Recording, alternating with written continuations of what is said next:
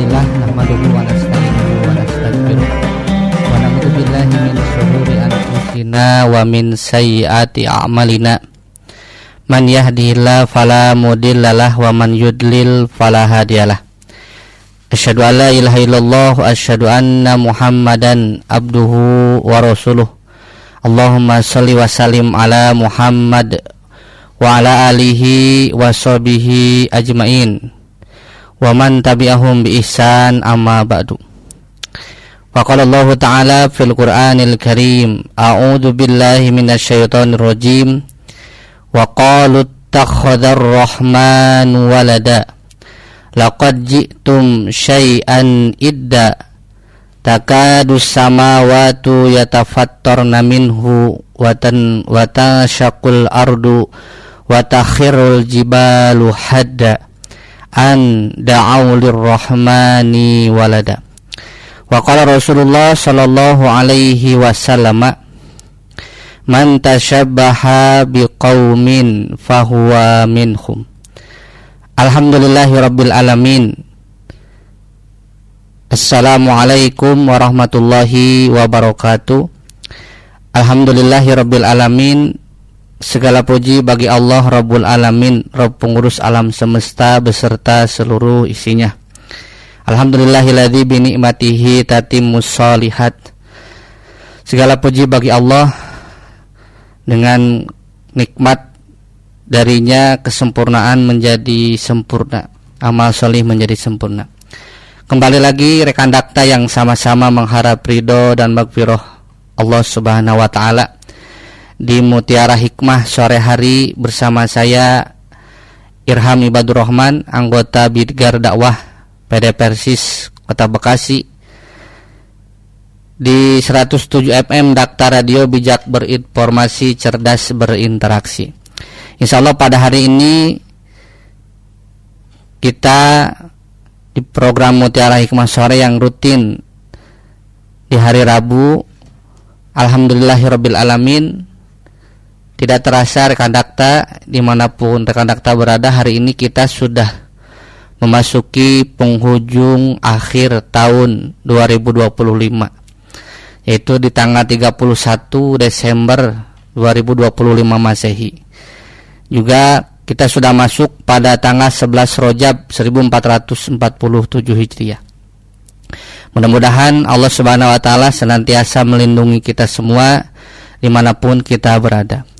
Rekan dakta yang sama-sama mengharap ridha dan maghfirah Allah Subhanahu wa taala, tidak terasa hari demi hari, minggu demi minggu, bulan ke bulan, tahun ke tahun telah kita lewati. Dan di istilah orang Sunda suka ada istilah nyerelek. Nyerelek itu sesuatu yang tidak terasa kita jalani. Dan alhamdulillah, insya Allah besok kita sudah masuk tahun 2026. Nah, di akhir tahun ini rekan dakta yang sama-sama mengharap ridha dan maghfirah Allah Subhanahu wa taala, bagi kita seorang muslim tentunya menjadikan ajang sebuah tantangan, karena ujian kita sebagai muslim atau muslimah itu ditentukan di malam hari ini. Tentunya malam hari ini disebut yaitu puncak pergantian tahun baru, puncak pergantian hari, puncak pergantian bulan di tahun baru 2026. Dan ini menjadi momentum muslim, sebagian muslim juga, apakah meningkatkan kualitas iman, ilmu juga amal sholih, atau bahkan sebaliknya. Karena rekan dakta yang sama-sama mengharap ridha dan maghfirah Allah Subhanahu wa taala, bulan apapun yang menghampiri kita, tahun apapun itu, senantiasa akan terus mendatangi kita selama hayat di kandung badan.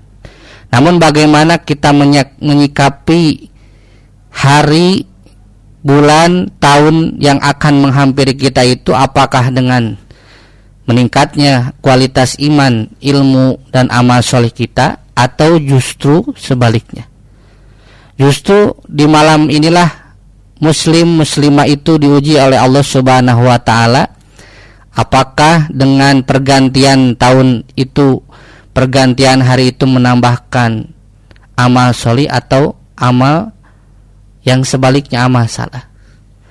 Nah, sebagaimana sudah masyhur di kalangan umat Islam ya, umat manusia di kita, malam tahun baru ini menjadi ajang momentum perayaan tahunan yang biasa mungkin diperingati dengan berbagai ajang acara perayaan momentum.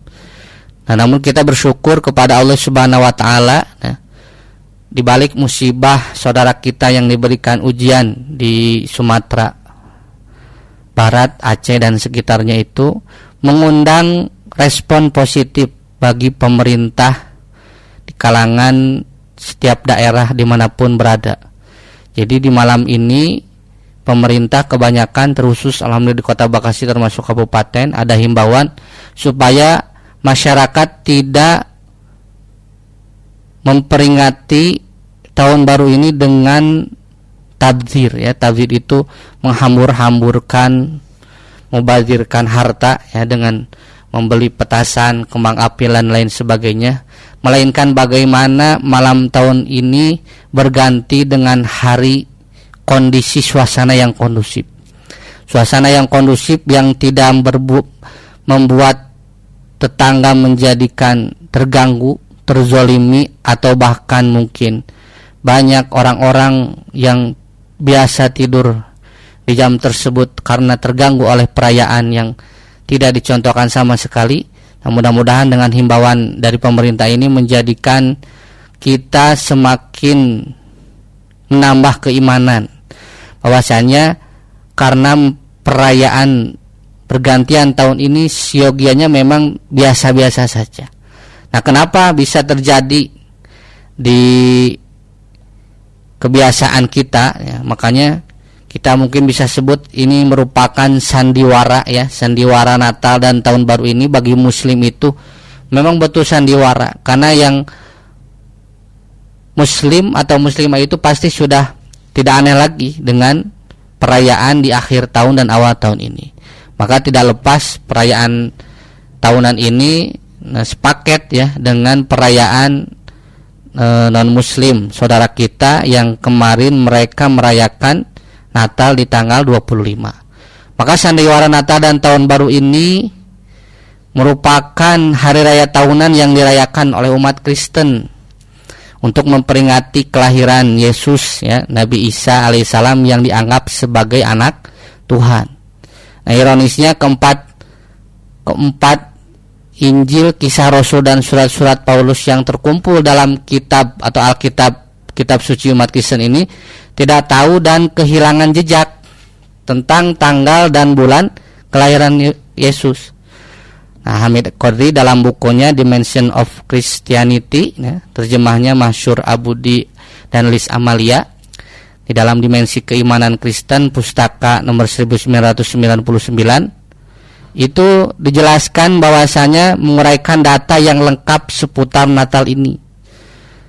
Nah, jadi hanya dua Injil yang bernama Matius dan Lukas mencatat seorang perawan melahirkan, tetapi keduanya tidak menunjukkan secara pasti waktu kelahirannya.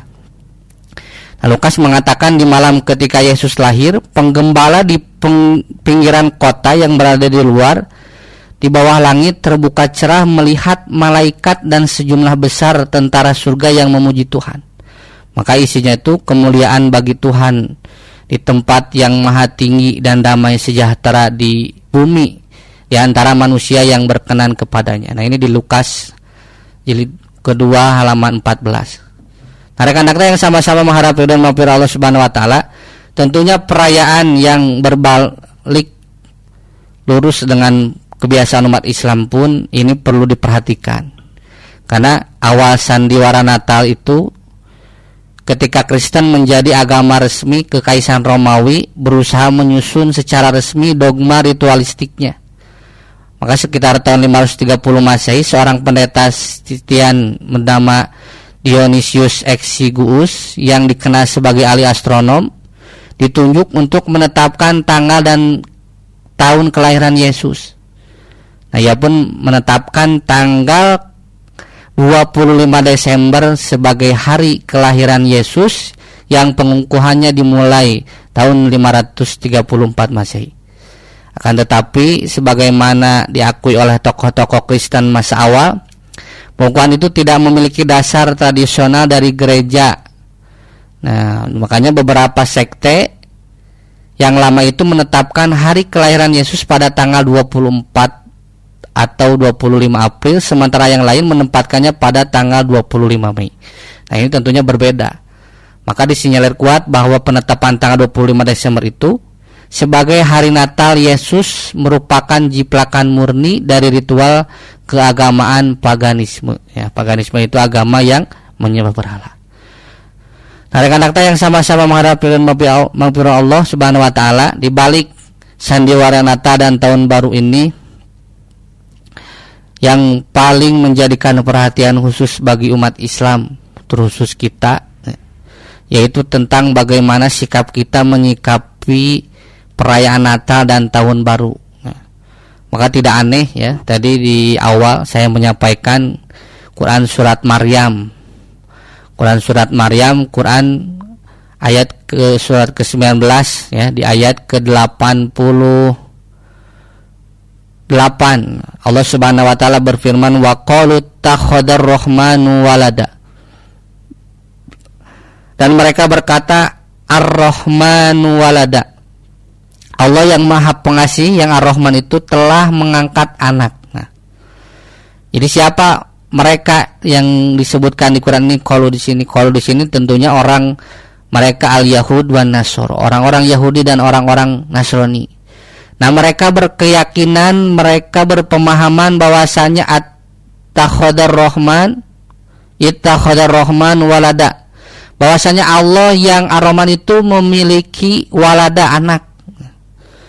Jadi yang berkeyakinan Allah itu Ar-Rahman mempunyai anak adalah mereka orang-orang Yahudi dan Nasrani.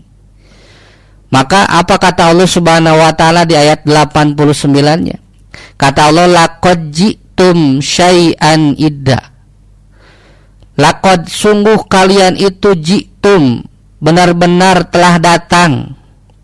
Benar-benar kalian itu telah membawa syai'an. Syai'an itu sesuatu pemahaman, ajaran, keyakinan iddan yang mungkar. Nah, kalau kita mengetahui yang aliran sesat di Indonesia itu dulu ya, yang terkenal yang periode itu Ahmadiyah, Syiah dan lain sebagainya ya. Nah, menurut ayat ini mereka yang sesat itu bukan yang tadi, tetapi mereka orang-orang yang berkeyakinan bahwasanya Allah Subhanahu wa taala itu memiliki anak. Maka kata Allah, laqad ji'tum syai'an idda. Sungguh kalian itu telah datang. Kalian itu telah benar-benar membawa sesuatu syai'an, ajaran, pemahaman, keyakinan iddan yang mungkar. Maka tidak aneh rekan dakta yang sama-sama menghadapi ridha dan maghfirah Allah, kalau kita mengkaji Al-Quran ataupun hadis, mengapa di setiap akhir tahun atau di awal tahun itu sering terjadi bencana, sering terjadi musibah. Kalau kita merujuk surat Maryam di surat 19 ayat 88 sampai 91 ini, tentunya ini berkenaan dengan akidah keyakinan. Jadi selain daripada memang sudah suratan takdir musibah itu, tetapi selain itu pasti ada sebab dan musababnya. Maka menurut ayat ini, kenapa setiap akhir tahun, di awal tahun sering terjadi musibah besar, banjir bandang, musibah apapun itu di akhir tahun dan awal tahun, dan ini penyebab yang pasti, yang fundamental adalah masalah akidah, masalah keyakinan. Karena masih banyak ya mereka orang-orang Yahudi, orang-orang Nasrani yang mereka menganggap Allah Subhanahu wa taala itu mempunyai anak. Maka tidak aneh, nah di ayat 90 ini penegasan sekaligus penjelasan kepada kita umat Islam. Kata Allah, takadus samawati yatafattarna minhu. Karena ucapan yang tadi, Ar-Rahman walada, Ar-Rahman Allah mempunyai anak itu, sampai-sampai karena ucapan itu takadus samawati yatafattarna minhu, hampir-hampir as-samawat, langit pecah. Langit pecah itu artinya hujan deras, tidak berhenti-berhenti. Nah, hujan deras mengakibatkan banjir, longsor. Nah, lalu selanjutnya watal sakul ardu, bumi terbelah. Nah, ini bumi terbelah itu gempa bumi. Lalu yang selanjutnya watakhirul jibalu hadda, dan gunung-gunung pun ikut runtuh berkeping-keping. Artinya gunung meletus. Nah, menurut ayat ini, yang marah ketika ada orang-orang yang berkeyakinan bahwasanya Allah Subhanahu wa taala itu mempunyai anak, bukan hanya Allah saja, tapi langit termasuk bumi dan gunung-gunung pun ikut marah. Takadus samawati yatafattarna minhu wa tansyaqul ardu wa takhirul jibalu hadda. Kenapa di ayat 91-nya disebutkan an da'au lirrahmani walada? Hal itu terjadi dikarenakan mereka menganggap Allah Ar-Rahman walada, mempunyai anak. Jadi sampai kapanpun, ketika setiap akhir tahun, apalagi menjelang perayaan Natal dan tahun baru ini, kenapa musibah itu sering terjadi? Kalau kita telaah di musibah tsunami Aceh dulu, itu juga kan di akhir tahun, di Desember. Kemudian di Sumatera kemarin juga sama, di Aceh di akhir tahun Desember dan menjelang awal tahun. Nah, ini betul-betul pemahaman yang harus menjadi benteng bagi kita umat Islam. Bagaimana kita memahamkan akidah, bagaimana kita memperkuat keyakinan agar akidah kita itu dari pertama kita dilahirkan sampai wafat nanti itu harus dalam keadaan betul-betul murni. Makanya di dalam hadis Rasulullah SAW menjelaskan kullu mauludin yuladu alal fitrah. Tugas sebagai orang tua itu diantaranya abawahu itu bagaimana menjaga fitrah anak itu dari mulai dilahirkan sampai nanti mereka wafat itu dalam keadaan betul-betul fitrah. Fitrah itu dalam keadaan Islam yang betul-betul murni, tanpa ada sedikit pun akidah keyakinan yang masuk.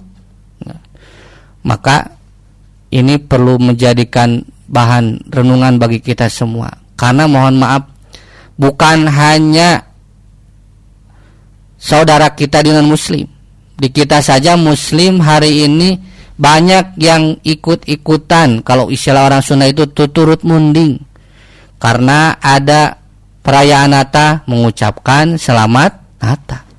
Yang anehnya setiap hari mereka orang-orang muslim membaca surat Al-Ikhlas, lam yalid walam yulad, itu di sholat sering dibaca, bahkan menjadi surat favorit, menjadi surat pendek. Allah itu lam yalid, tidak beranak, walam yulad, dan tidak diperanakan. Di sholat membaca lam yalid walam yulad, tapi faktanya ketika ada tanggal 25 berani mengucapkan selamat Natal. Katanya Allah tidak beranak dan tidak diperanakan. Tapi mengapa menganggap bahwasanya sama keyakinan seperti orang-orang non muslim itu berkeyakinan bahwasanya Allah itu memiliki anak? Maka yang harus diluruskan, yang harus menjadi benteng bagi kita umat Islam, apalagi kita sebagai orang tua, bagaimana kita mengajarkan kepada anak tentang bagaimana mengokohkan akidah keyakinan tauhid kita kepada Allah Subhanahu wa taala. Karena di surat favorit kita selain surat Al-Ikhlas yang kita sering baca di dalam sholat, kan ini menjadi andalan kita. Surat apa? Kulhu dan Qul ya ayyuhal kafirun dan surat Al-Ikhlas. Tukul. Jadi tukul itu dua surat kul yang kita sering baca dalam sholat Karena memang suratnya pendek, surat menjadi favorit, dan surat ini tidak kita telaah, tidak kita kaji. Makanya banyak hari ini muslim yang baca surat dalam sholat tetapi tidak paham makna apa yang dibaca di dalam sholatnya. Padahal sering dibaca surat favorit ini Al-Kafirun dan Al-Ikhlas, tapi tidak paham makna kandungan. Maka di surat Al-Kafirun jelas ya, di surat ke-109 ayat ke-6 Allah berfirman, lakum dinukum waliyadin, untukmu agamamu dan untukkulah agamaku. Maka urusan agama Kristen, umat Islam tidak perlu turut berpartisipasi. Demikian hanya dengan urusan agama Islam. Umat non-Islam tidak boleh juga turut berpartisipasi, meski hanya mengucapkan selamat. Nah, nanti di Quran surat Al-Baqarah rekan dakta, surat kedua ayat ke-42, Allah lebih menjelaskan. Wala talbisul haqqo bil batil. Dan janganlah kamu campurkan al-haq dan yang batil. Apa kata Allah? Wataktumul haqqo wa antum ta'lamun. Dan janganlah kamu sembunyikan yang hak itu sedangkan kamu mengetahui. Nah, ini ayat menjelaskan bahwasannya betul-betul jika yang hak itu adalah Allah Subhanahu wa taala tidak beranak dan Nabi Isa atau Yesus bukan anak Allah, maka jangan pernah disembunyikan di balik ucapan selamat Natal. Jika yang batil itu adalah keyakinan Yesus sebagai anak Allah, maka jangan pernah sama sekali dicampurkan dengan selamat, karena sudah pasti celaka di neraka.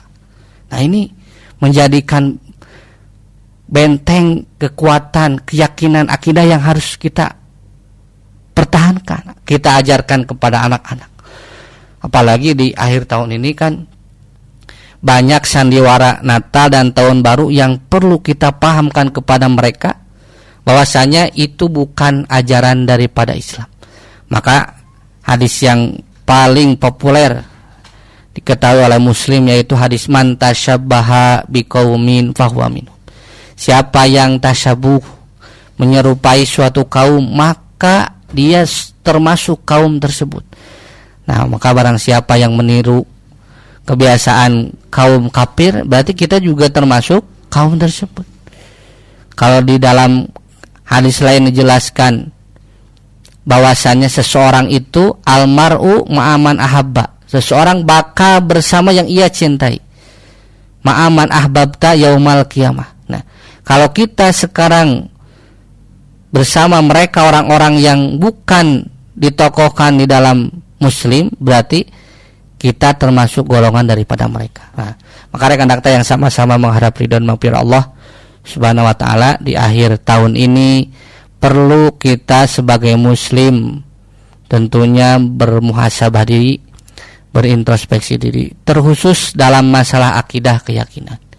Maka jangan aneh kenapa hari ini banyak orang-orang mereka muslim tetapi masih dalam kemuslimannya itu, dalam identitas KTP muslimnya itu, mereka merayakan sesuatu yang memang tidak diajarkan sama sekali dalam Islam. Maka yang paling menjadikan contoh paling sederhana dalam bab akidah ini tentang perihal kelahiran seseorang. Nah, perihal kelahiran seseorang ini tentunya berkenaan erat dengan keyakinan tauhid. Nah, keyakinan tauhid bahwasanya ini menjadi pokok utama yang harus dikuatkan sebelum yang lainnya. Kenapa? Karena jangan sampai akidah tersebut goyah dikarenakan masuknya pemahaman-pemahaman yang tidak sesuai.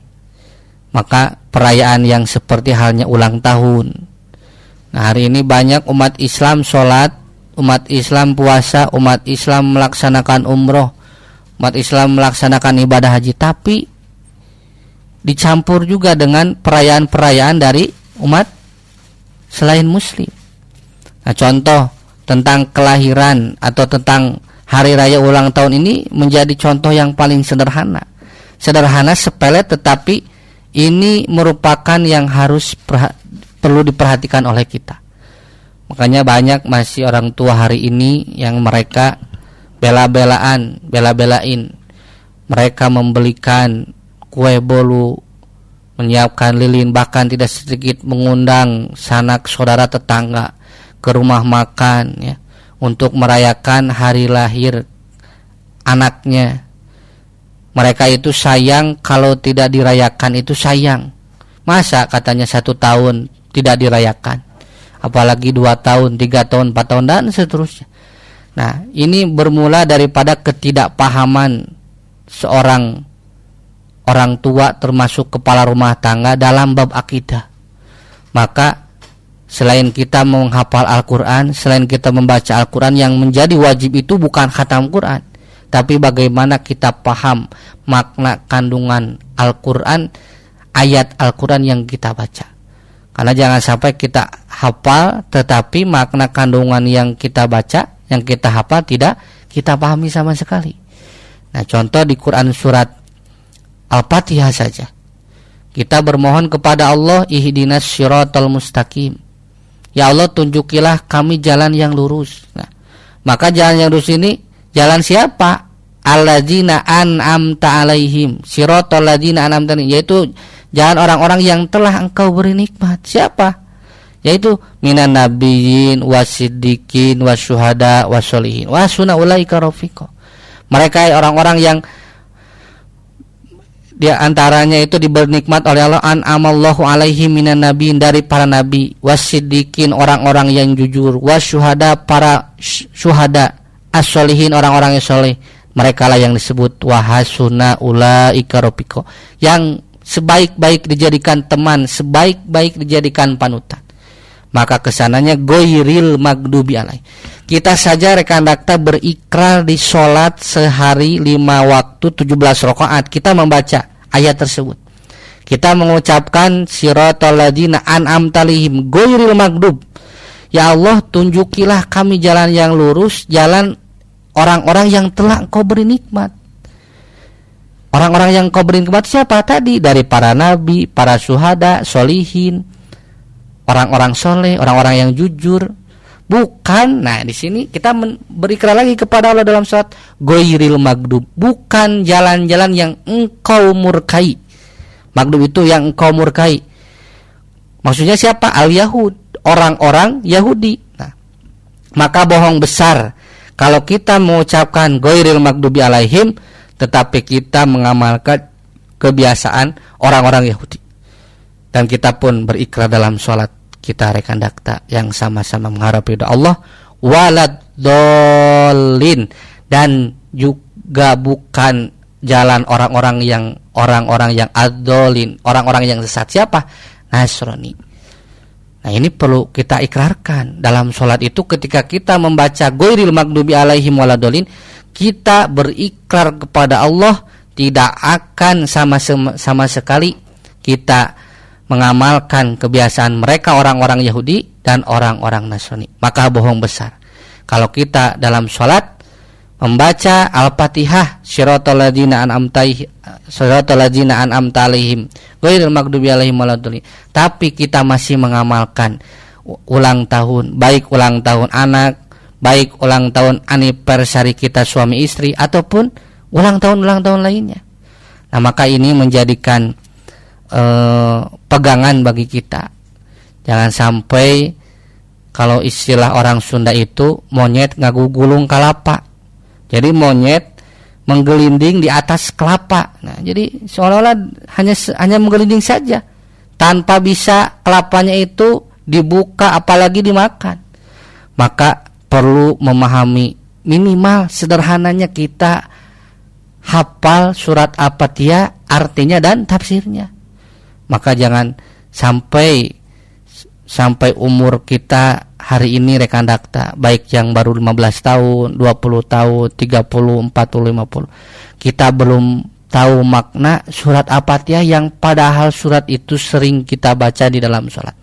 Bahkan surat favorit kita ya, tukul, yang 2 kul itu selain Falaq bin Nas, Qul huwallahu dan Al-Kafirun, kita sering baca, tetapi terlepas dari itu kita pun tidak memahami makna surat Al-Kafirun, makna surat Al-Ikhlas itu sendiri. Maka jangan sampai kita itu menjadi orang-orang yang taklid. Taklid itu kalau istilah orang sana itu turut munding. Jadi mengikuti sesuatu tanpa berdasarkan ilmu. Berbeda nanti dengan ittiba, mengikuti sesuatu tentunya dengan ilmu.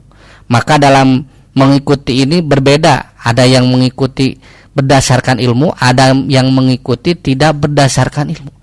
Nah, mudah-mudahan kita termasuk orang-orang yang mengikuti sesuatu apapun, termasuk mempelajari, mengkaji ajaran syariat agama Islam ini dengan ittiba, mengikuti, bukan dengan taklid, dengan hanya sekedar ikut-ikutan, bukan hanya dengan sekedar ikut-ikutan si anu, bukan. Tetapi bagaimana kita bisa memahami sebuah amalan, sebuah perbuatan itu betul-betul berdasarkan ilmu yang bersumber dari Al-Quran dan hadis. Dari kanak yang sama-sama mengharap ridho dan maghfirah Allah Subhanahu wa taala. Tentunya di akhir tahun 2020 ini selain kita bermohon kepada Allah Subhanahu wa taala, semoga Allah Subhanahu wa taala senantiasa terus memberikan kesempatan kepada kita untuk terus meningkatkan kualitas iman, juga meningkatkan kualitas ilmu. Dengan iman dan ilmu tersebut menjadikan pengamalan yang menjadikan amal solih, maka perlu kita terus mengkaji Al-Quran, mengkaji hadis. Minimal sederhananya tadi kita memahami tafsir surat Al-Fatihah, surat Al-Kafirun atau surat Al-Ikhlas. Maka ketika surat ini kita pahami, ya minimal di tahun yang akan datang di 2026 kita sudah tidak lagi merayakan perayaan-perayaan yang betul-betul tidak sama sekali diajarkan dalam Islam. Nah, karena bab akidah ini bab keyakinan, rekan kita bukan masalah kaidah. Jadi beda, nanti ada kaidah dan akidah. Nah, di kita suka ada istilah ketika ada seseorang yang mau menikah, si A dan si B, satu pasangan calon, ada istilah gini, itu tidak seakidah dengan kita. Bukan tidak seakidah, tidak sekaidah. Kalau tidak seakidah itu betul-betul berbeda agama. Berbeda agama antara muslim dan non-muslim, itu seakidah. Tapi kalau berbeda pemahaman, berbeda tata cara kaifiat, itu berbeda kaidah. Nah, antara akidah dan kaidah ini perlu dibedakan. Kalau masalah akidah itu tidak ada toleransi, karena menyangkut keyakinan. Nah, ini nanti berkaitannya dengan pertanyaan yang akan ditanyakan oleh malaikat kepada kita di alam kubur. Maka kalau kita flashback kembali ya, menelaah tentang pertanyaan nanti di alam kubur itu kan, ketika malaikat mengintegrasi kita manusia ya, berbicaranya manusia. Karena manusia itu nantinya ada yang muslim, ada yang non muslim. Nah, maka ketika ditanyakan oleh malaikat ketika mengintegrasi manusia dalam kubur itu kan nanti dengan perbedaan. Ketika malaikat bertanya, "Pak amal mukmin awal mungkin." Adapun orang yang mukmin awal mungkin atau orang yang yakin. Di hadis tersebut dijelaskan ada orang mukmin, ada orang yang yakin. Nanti ada orang selain itu yang disebut orang-orang di luar Islam. Mereka orang-orang yang mukmin awal mungkin ketika ditanya, "Ma ilmu kabi hadzal rajul?" Apa yang kamu ketahui tentang orang ini? Maka malaikat kan melihatkan sosok Nabi Muhammad. Kita kalau betul-betul ajaran kita yang kita amalkan sesuai dengan apa yang diajarkan Nabi, tentunya kita akan menjawab, "Huwa Muhammadun sallallahu alaihi wasallam." Itu malaikat Nabi Muhammad, ja'a nabil bayinat. Nabi Muhammad datang kepada kami bil bayinat dengan penjelasan Al-Quran dan hadis, wal huda, membawa petunjuk. Kita tidak mungkin tahu yang halal, yang haram kalau tidak diajarkan Nabi. Kita tidak mungkin tahu yang hak, yang batil kalau tidak diajarkan Nabi. Kita tidak akan tahu mana yang sunnah dan mana yang bid'ah dalam rangka yang bukan perbedaan kalau tidak diajarkan Nabi. Wal huda. Nah, maka kesananya amanna wattabana, kami beriman kepada Nabi dan kami ittaba'na, kami mengikuti apa yang diajarkan kepada Nabi. Itulah orang-orang yang beriman dan orang-orang yang yakin. Ini menjadi penentuan. Maka tidak menjadi keberatan mungkin bagi kita rekan dakta untuk menelaah kembali di akhir tahun ini, daripada kita keluar merayakan selebrasi euforia yang hanya semata mungkin ya, yang hanya sekejap mata, apalagi mohon maaf sampai bergadang. Kan madorotnya itu bergadang sehingga nanti sholat subuh kesiangan, yang harusnya di catatan malaikat itu awal tahun itu kita lebih baik lagi sholat subuh di awal waktu, bangun sebelum subuh, tapi malah kesiangan dikarenakan kita bergadang sampai malam. Nah, maka tidak menjadikan kita mengurangi kesibukan kita. Bagaimana kita bisa menelaah Al-Quran, berintrospeksi, memuhasabah diri. Minimal kita mengkaji surat Al-Fatihah yang sering kita baca dalam sholat. Mengapa sampai saat ini masih banyak muslim yang mengaku muslim, tapi mereka masih mengikuti perayaan-perayaan orang-orang kafir?